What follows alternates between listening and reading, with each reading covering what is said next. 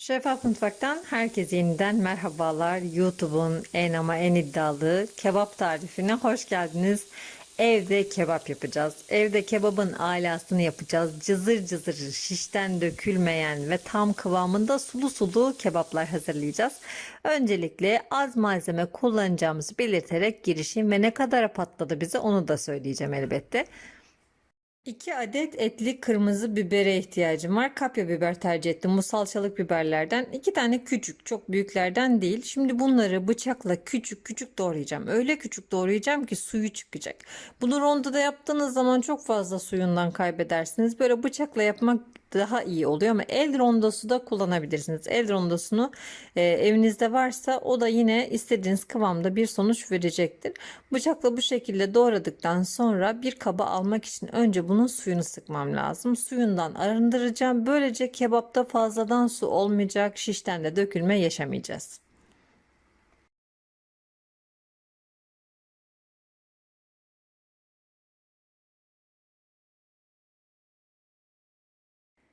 Hiç azımsanmayacak kadar suyu çıkıyor bu kırmızı kapya biberin. Kaldı ki mevsiminde değil, bir de mevsiminde olsa kim bilir ne kadar çıkacak. Şimdi gelelim diğer malzemelere. Dediğim gibi kebabın içinde çok fazla malzeme yok. Etin tadını örtecek bir malzeme de yok. Daha önce sarımsaklı kebaplar da yaptım ama bu yaptığım kebabı daha çok beğendim. 300 gram kadar kuyruk yağı aldım. Ne kadarmış 300 gram kuyruk yağı? Hemen şurada etiketini de gösteriyorum size. İnşallah yıllar sonra buradaki fiyatlara bakıp ah ne kadar ucuzmuş demeyiz. Böyle bir kalır. Çünkü şimdi bile hiç ucuz değiller. Ama evde en uyguna yiyebileceğiniz kebabı yapıyoruz. Yani dışarıda biliyorsunuz şişine, porsiyonuna para ödüyoruz ve burada biz neredeyse 14 tane dolu dolu kebap çıkardım. Sonunda ne kadar patladığını da size söyleyeceğim. Gördüğünüz gibi kuyruk yağımı da aynı biberler gibi bıçakla küçük küçük doğruyorum. Yine bunları da el rondosunda doğramak için biraz dondurmanız lazım. Çünkü kuyruk yağı biliyorsunuz çözüldükçe böyle bıçak kesmez hale geliyor. Gördüğünüz ufaklıkta doğradım. Yaklaşık bir 10 dakikamı aldı bu şekilde doğramak. Şimdi yoğuracağım kaba ilave ediyorum. Dana, döş, tek çekim 800 gram kadar kıymaya ihtiyacım var.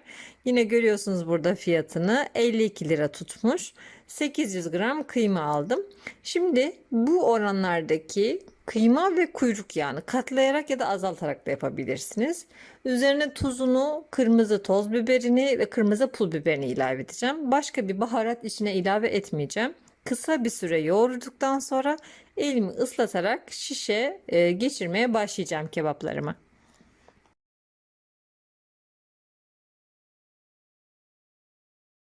Gördüğünüz üzere kasapta 68 lira gibi bir fiyat ödemişim. 2-3 lirada biberini tutarsınız. 70 liraya böyle bir kebap 5 kişinin rahatça doyabileceği, tıka basa doyabileceği bir kebap hazırlayabilirsiniz. Ne kadar ekonomik olduğunu gördüğüm zaman artık dedim ki herhalde dışarıda kebap falan yemem ben. Elbette ki biraz kuyruk yağından ötürü dumanı fazla oluyor. O yüzden ben bugün sizin için balkonda pişirdim. Ama iyi bir aspiratörünüz, iyi çeken bir aspiratörünüz varsa da evinizde de yapabilirsiniz elbette. Gördüğünüz gibi elimi ıslatarak şişleri dolduruyorum. Bu şekilde biraz buzdolabında dondurduğunuz zaman kuyruk yağı donacaktır ve şişi kızartırken bırakmayacaktır. Yani kuyruk yağı çözülene kadar etin zaten üzeri mühürleneceği için şişten dökülmeyecektir. Böyle ısısını kaybetmeyen bir döküm tava ya da mangalda da yapabilirsiniz elbette.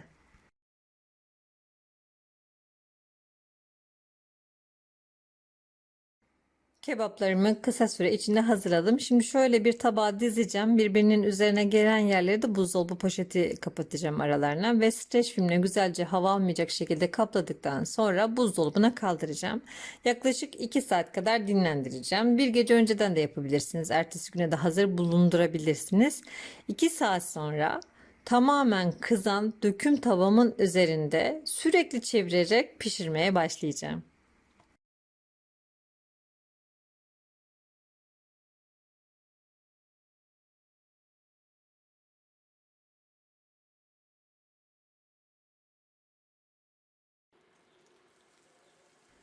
Kebapta elbette kuyruk yağı bolca var ama ben yine de tavayı biraz yağladım. Şimdi bu tahta şiş kullandığımız için biraz böyle gevriyor ve yukarıya doğru kalkıyor iki tahta şişin ucu. Onlarla biraz kavga ettim. Size neler yaptığımı söyleyeyim. O iki ucundan da şöyle elimle bastırdım. Size yakın çekimlerle nasıl piştiğini, ne kadar güzel piştiğini göstereceğim. Finalde içini açacağım, deşe deşe göstereceğim. Tam kıvamında sulu sulu pişmiş ve etin üzerini örtecek herhangi bir baharat, sarımsak, soğan hiçbir şey yok. Etin kendi lezzetiyle. Üstelik böyle hani bazen yiyoruz kebapları, ay çok mu koyun kokuyor bu diyoruz ya, işte bu dana ile karışık olduğu için onu da yaşamadım.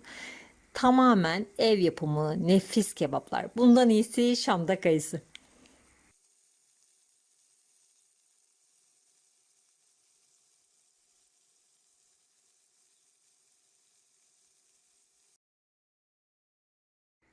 Kebabın yanına garnitür olarak soğan, sumak, maydanoz ya da işte domates de yapabilirsiniz. Ben birkaç tane biber attım yanına. Domates attım. Çok seviyorum böyle tavada kızarmış domatesi kebabın yanında.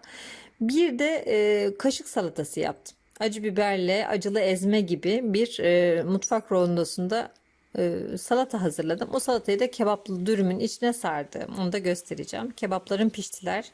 Son postayı içine attım. Tavamda pişiyorlar. Şimdi onun üzerindeki yağ kaçırmamak adına lavaşlarımı bastıracağım. Ve şöyle size kebaplarımın içini göstermek istiyorum. Bunlar kenarda pişe dursun. Biz pişmişlere şöyle bir göz atalım. Gördüğünüz gibi yanına kaşık salatamdan şöyle biraz döktüm. Bu şekilde yemek de çok lezzetli oldu. Yanının içinde soğan var, biber var, acı biber var, domates var. Kolayca çıkıyor gördüğünüz gibi tahta şişlerim. Şimdi şöyle ucundan, en çok kalkan yerlerinden şöyle uç kısmına çok fazla havaya kalktı. Ne kadar güzel piştiğini oralardan göstereyim dedim. Bakın çok güzeller. Gördüğünüz gibi elimde bile kolayla yani birbirinden ayrılmıyor. Şişten dökülür diye hiç korkmayın, hiç tereddüt etmeyin. Çok güzel bir şekilde pişti. Kaldı ki ben mangalda değil, döküm tavada yaptım. Mangalda yapsam bir kat daha güzel olur bence. İki tanesini saracağım. Çünkü bol bol malzemos. Bu akşam bol kebap yiyeceğiz. 70 liraya 5 kişi tıka basa kebaba doyduk. İnşallah sizler de bu lezzetli tarifi denersiniz ve beğenirsiniz. Beğenilerinizi bizlerle paylaşırsınız. Bu ve bunun gibi birçok tarif için kanalımı ziyaret edebilirsiniz. Videolarımızı beğenmeyi, paylaşmayı, yorum yapmayı ihmal etmeyin. Yeni tariflerde görüşmek üzere. Hoşça kalın, afiyetle kalın.